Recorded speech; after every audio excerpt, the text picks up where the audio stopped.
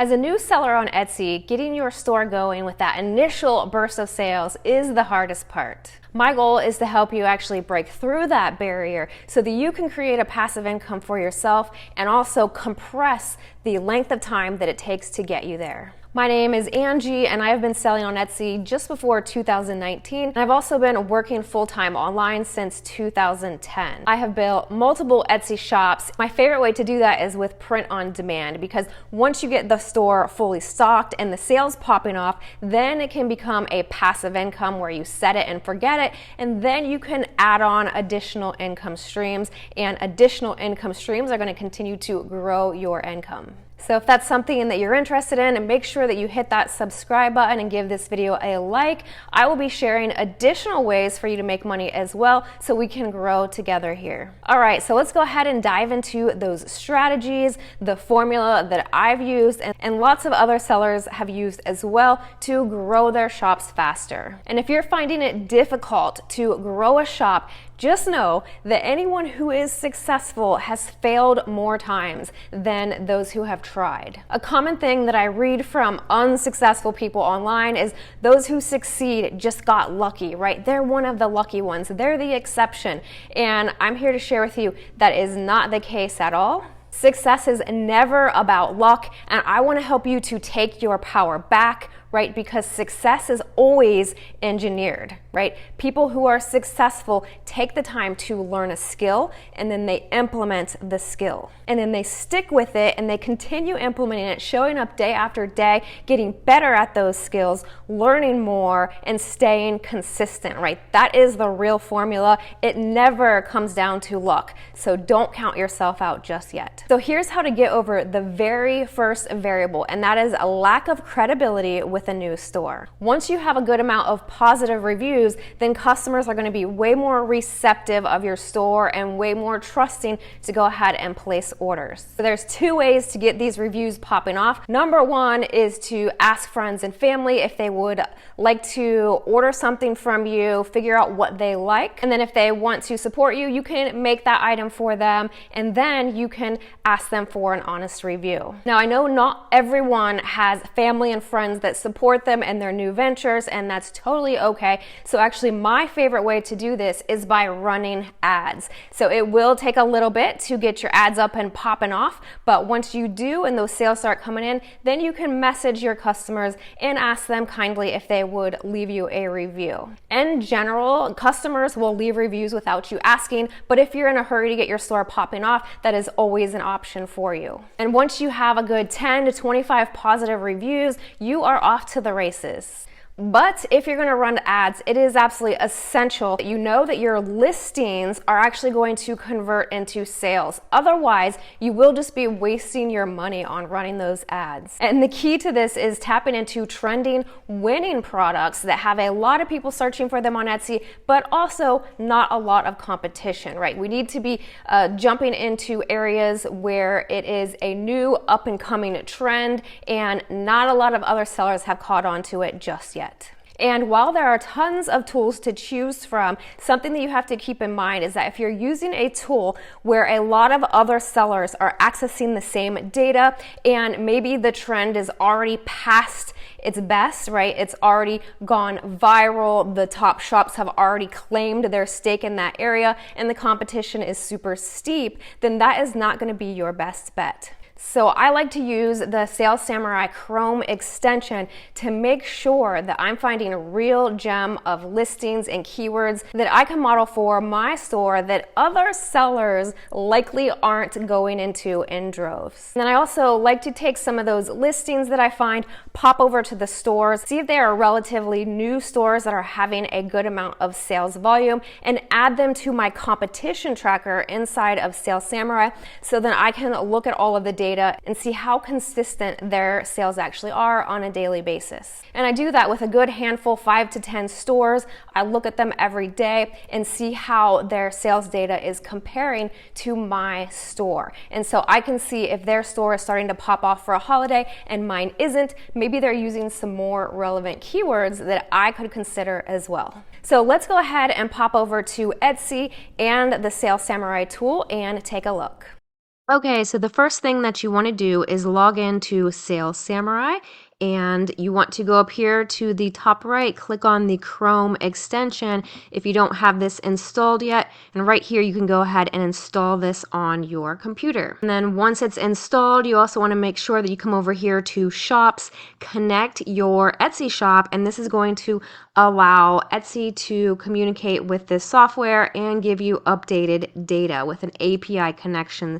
And I go in here frequently and make sure that that connection is updated. So next we can pop over to Etsy. And I have just typed in Mother's Day gifts in an incognito window, and we're going to just look through and take a look at what kind of things pop up for Mother's Day. This is one of my all-time favorite holidays to start generating lots of sales utilizing Etsy ads. So let's see here.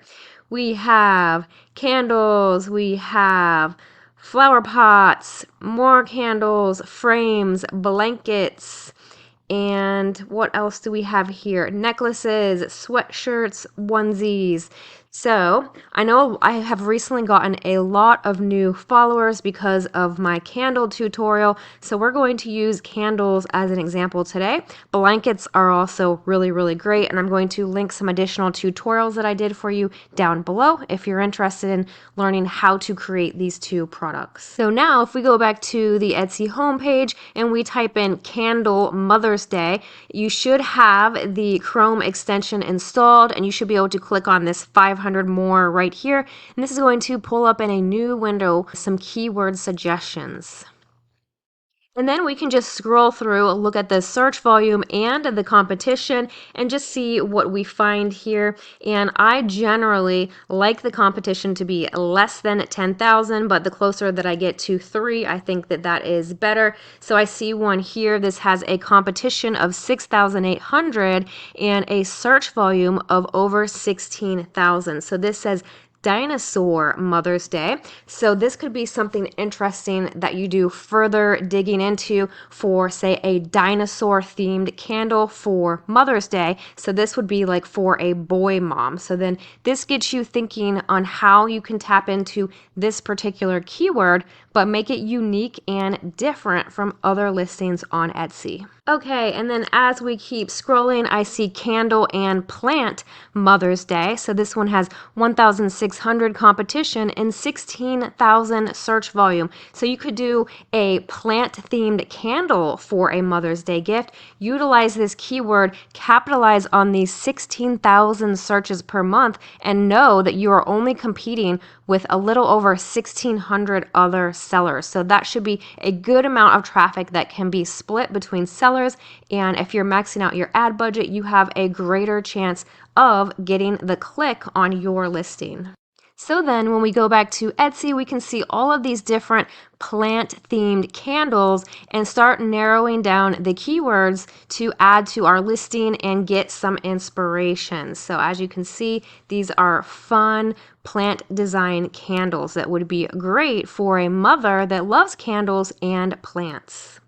And I have found that when you tap into 2 different categories like plants and candles, then you are able to capitalize on keywords and find a broader range of customers that are searching for those things, but quite less competition.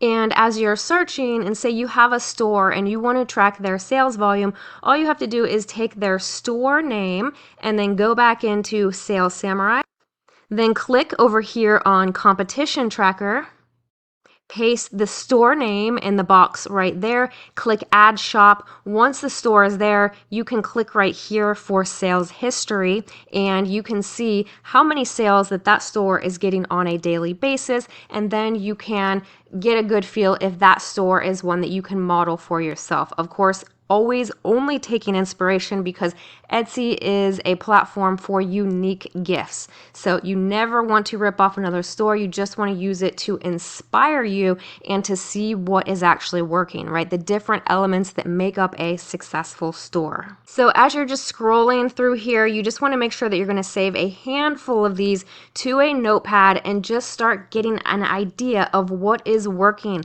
Along with saving those to your competition tracker, you need to look at at the listings and start seeing visually what is appealing to customers on Etsy. And then when you go to make your designs, you want to make sure that you have a really solid, cohesive feel. And it should look like every single one of your products belong in the same store. When you have every single one of these elements together, when you go and turn on ads, you are going to get sales faster than others who are not implementing this same strategy. So just always bear in mind that seasoned stores that have been around for a year or more, will most likely be favored because they have history, right? So work your butt off now so that in the fourth quarter, you can be ready to clean up. However, you can along the way capitalize on holidays such as Mother's Day if you do it right. Now, as sales start coming through, you're going to have a solid blueprint of how to actually expand your store from there, because now at this point, you see what's working, you see what customers are buying, and you can start creating variations and build out those categories even more. So I hope this video was useful for you and you're feeling inspired to go out there and take massive action, reclaim your power, and realize this isn't about luck at all, but it is about due diligence, putting in the effort in your research, and staying consistent with it every single day. You can do anything that you set your mind to, and just keep in mind that inaction breeds doubt, right? The longer that you sit here just listening to videos and not taking action, the more that you're going to doubt yourself and get stuck.